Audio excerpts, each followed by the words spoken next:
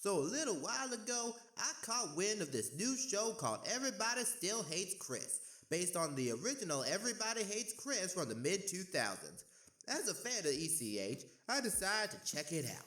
However, I watched the first 2 episodes and felt somewhat underwhelmed, disappointed, maybe even annoyed. And for a while, I couldn't put my finger on why, so I wrote this video detailing my thoughts. But before we get into that, let's start at the beginning. Everybody Hates Chris was a mid-2000s quasi-autobiographical sitcom about the childhood of comedian Chris Rock. The show ran for 88 episodes across 4 seasons, and if the 2022 Oscars has anything to say about it, the title does not disappoint, not even in real life. The original show starred Chris, a nerdy eldest of 3 with the worst luck in Brooklyn, New York.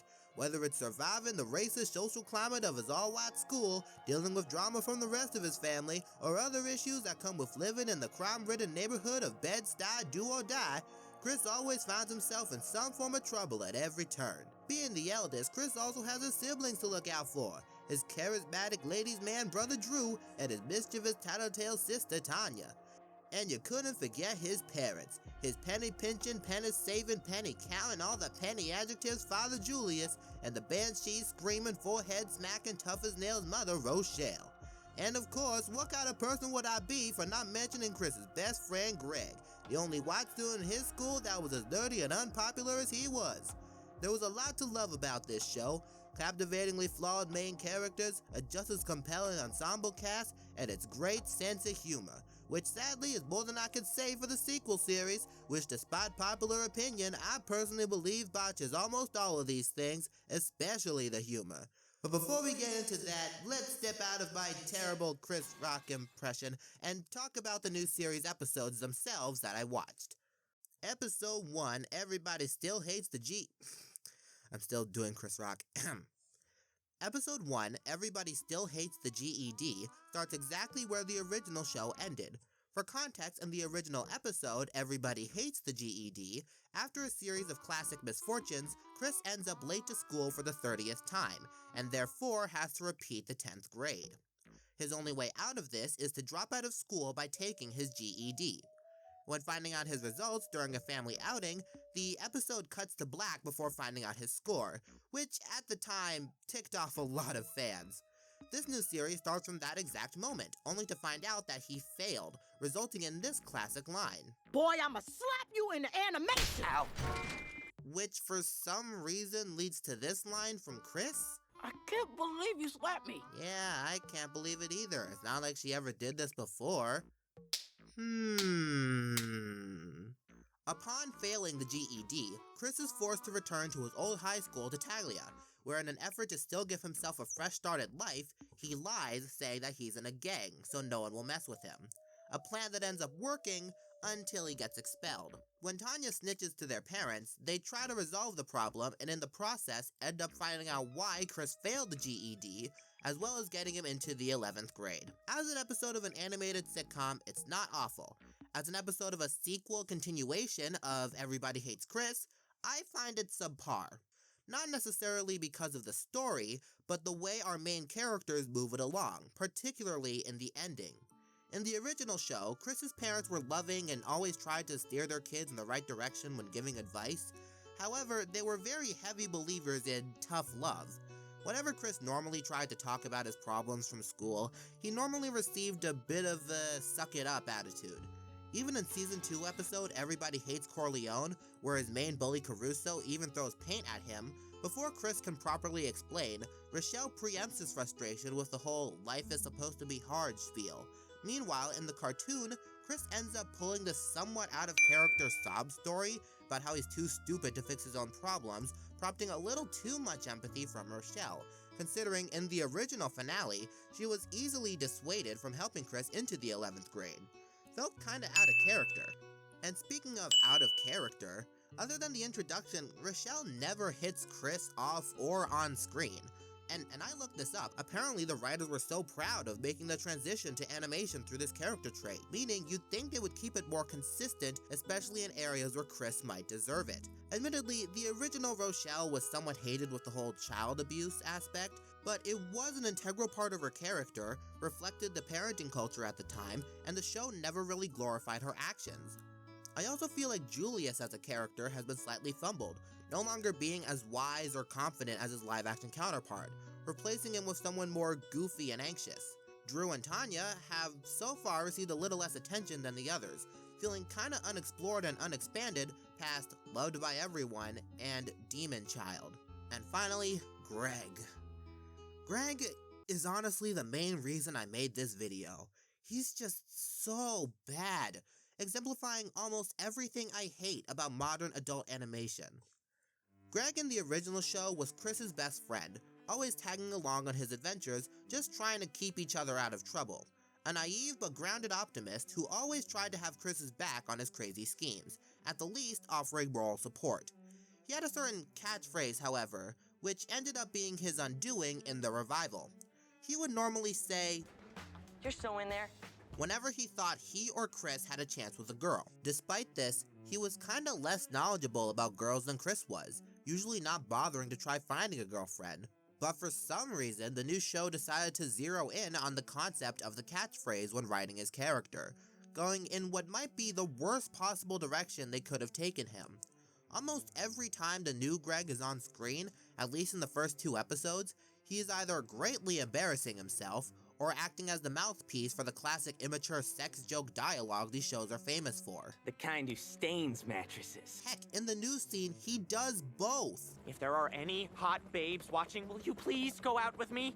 You will not be disappointed. I have scoliosis, so I'm super flexible. And I refuse to pretend he was ever or would ever say things like this. "That you're horny for Tasha's boobies?" I genuinely considered writing off this entire show from that line alone. It's like we're exchanging character for crassness. Greg would not say that, especially not so earnestly, even if he was thinking it. The original Greg was dorky yet charming to the audience due to his overall likable attitude. This is the exact opposite. In fact, this Greg acts as the quintessential example of a theory I've been postulating, that of blatant versus blunt comedy. Everybody Hates Chris, to me, is a perfect example of what I call blatant comedy. Comedy that is obvious and exaggerated, but still delivered with cleverness and tact, and also making sense through the method of delivery. Like an overly enthusiastic character going to the ends of the earth to achieve something extremely mundane and still fail from the start. Meanwhile, the revival feels more like it has an abundance of what I'll call blunt comedy. Comedy that is just as exaggerated, but only exaggerated, delivered with little cleverness or care towards the methods of telling the joke and therefore feeling less sharp. Like a character saying something out of pocket that might be funny in a vacuum, but still be out of character. If a joke is funny and makes sense given the situation and characters involved, it's blatant. If it feels somewhat awkward because the joke and situation don't match, it's blunt. And Everybody Still Hates Chris uses a lot of these, especially in the dialogue. And honestly, what gets me most about the dialogue is the usage of quips within the series' talking scenes. And while I don't have that big a problem with it by itself, I feel that its current handling means underutilization of the narrator. In the original series, the characters weren't trying to be funny by themselves. It was their personalities bouncing off of each other within their normal interactions. When the show used quips, it was normally through the narrator, the real Chris Rock, of whom, being a comedian himself, it would make sense for him to interject with a joke every now and then, adding extra comedy to a comedic scene. But despite still being the narrator for the new show, he feels surprisingly absent in comparison, leaving most of the quips to the characters, who, as I mentioned before, don't normally do that. If I'm watching an Everybody Hates Chris episode and I can forget Chris Rock is even there, someone screwed up. At the time of making this, the show has been out for a couple of weeks, and I've heard some people say that the show takes full advantage of being animated. But as of now, I have to disagree. Not just on the case that the designs and animation are somewhat ugly and unoriginal. Quick tangent, but I found some fan art of the original series by a character designer on Behance. It is a crime this guy wasn't hired immediately. But also, this show's cutaway gags don't feel right. In the original show, the crew would try and go all out on the cutaways and overall absurdly exaggerated situational humor or dream sequences, usually blurring the two in the process. I have no idea what budget the show had, but it was probably a lot for some of the stuff they pulled off. In the finale, Chris maneuvers through a shootout. Meanwhile, in Everybody Still Hates Chris, the exaggeration of the outlandish scenes just doesn't hit the same, probably because they don't really have any, at least not on the same level of extravagance. And even if they did, the static camera angles that the show commonly uses automatically lowers the interest factor of whatever's happening on screen, especially the scenes within Chris's family's house, which used to be extremely compelling even when nothing inherently interesting was happening. Just simple conversation could be interesting with the right characters, angles, and music. One of my biggest disappointments with this show is the lack of an interesting soundtrack, even excluding the classic ending tune. The original show had some banger music for certain scenes.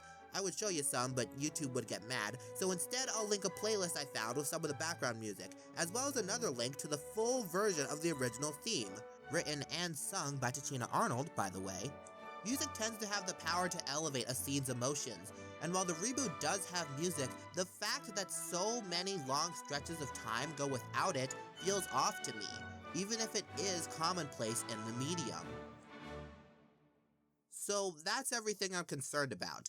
But where does this leave me? Well, to be honest, I originally planned on ending on a more negative note, but while finishing the script, I watched one of the show's trailers on the Comedy Central YouTube channel, and seeing the clips from episodes to come that I haven't even watched yet, I realized that I'm probably a little too quick to judge at the moment. While I do feel that the problems I have should still be acknowledged, and my opinions on adult animation as a whole remain somewhat unchanged, I might actually keep up with the show as it continues. It is a reboot as much as it is a continuation. I've already judged it on its faithfulness to the original, but as it's still going and is just getting started, maybe now it's time to judge it as its own thing.